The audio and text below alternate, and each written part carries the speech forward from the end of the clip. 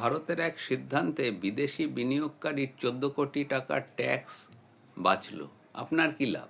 ভাবুন তো, বছরে 70 কোটি সুদ আয় করলেন আর 1 টাকাও ট্যাক্স দিতে হলো না।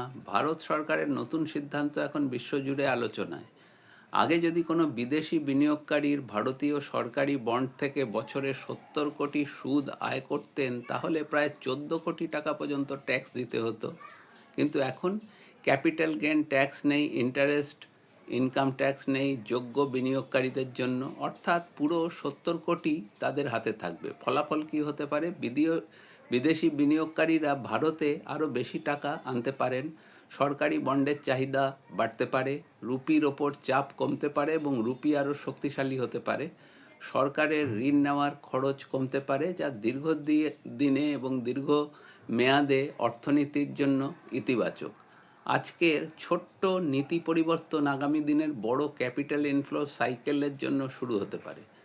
যেখানে বিশ্ব বিনিয়োগ করে, সেখানেই ভবিষ্যতের সুযোগ তৈরি হয়। আপনি কি মনে করেন এই সিদ্ধান্ত ভারতের শেয়ার বাজার ও অর্থনীতিতে বড় বিদেশি বিনিয়োগ আনবে? কমেন্টে লিখুন ইন্ডিয়া গ্রোথ। আর অর্থনীতি, বিনিয়োগ ও ফিনান্সিয়াল প্ল্যানিং নিয়ে নিয়মিত আপডেট পেতে ফলো করুন।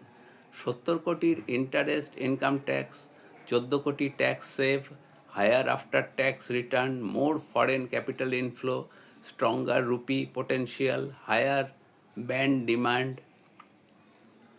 Lower borrowing cost, positive long term economic impact. এই ভিডিওটি শুধুমাত্র শিক্ষামূলক উদ্দেশ্য এবং তথ্যমূলক ভিত্তিতে তৈরি।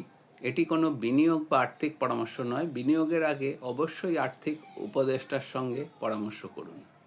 ধন্যবাদ। নমস্কার। সকলে ভালো থাকবেন।